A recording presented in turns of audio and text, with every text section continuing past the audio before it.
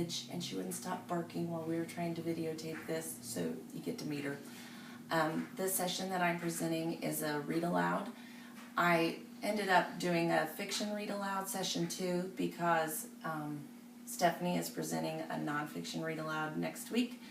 And also my kids ask me all the time why they have to reread things.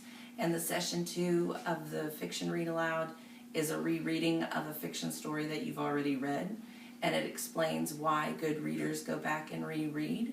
And I really felt like it was something that they needed to hear. So the following video is a rereading of the book Ish by Peter H. Reynolds.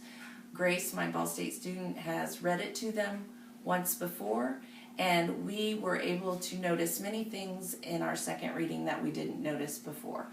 The reading of the book took a really long time because my mini lessons and short lessons are never short. So the video is edited, and so if some things seem disjointed, that could be why. Okay, enjoy. Boys and girls, I know that sometimes when I ask you to read, you come to me and say, I'm done, I finished reading. And then what do I say to you? What do I say, Alexis? I say, go read it again. And sometimes you look at me like, ugh, seriously? Don't you? Yeah. But I'm going to tell you today why good readers read their books again. And you should know that Mrs. Fawcett thinks she's a pretty good reader.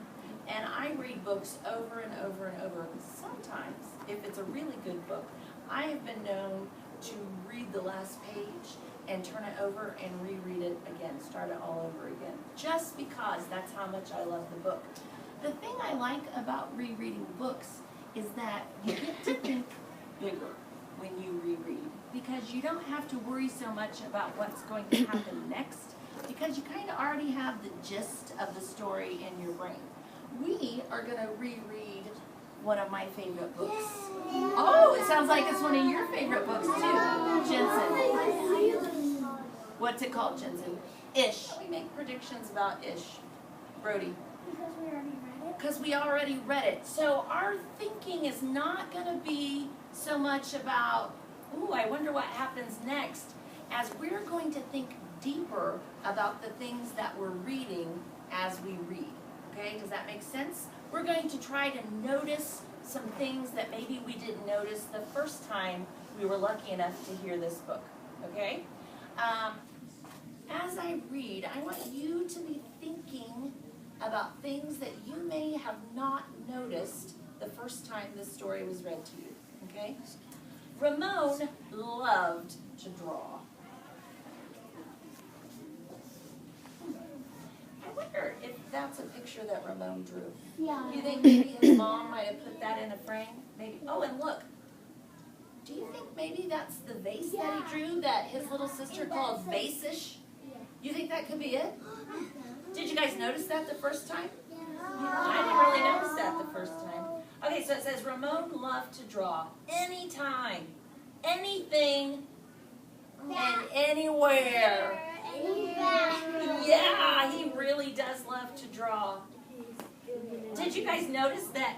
What do you think these trash cans smell like? What is he? What'd you say? I said P-U. You said P-E-U. What do you think, Clayton?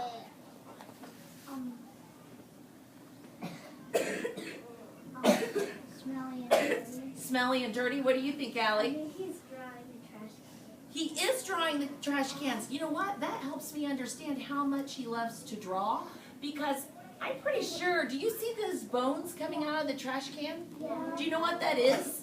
Fish. What is it? It's fish. Have you ever smelled old fish? Yeah. Okay, I'm going to be really honest with you. Mrs. Fawcett can't stand fish anyway, so, because I think it stinks. So this fish that's been in the trash can for a few days, it must really, really stink. He loves to draw so much that he's willing to stand there with the stench and draw.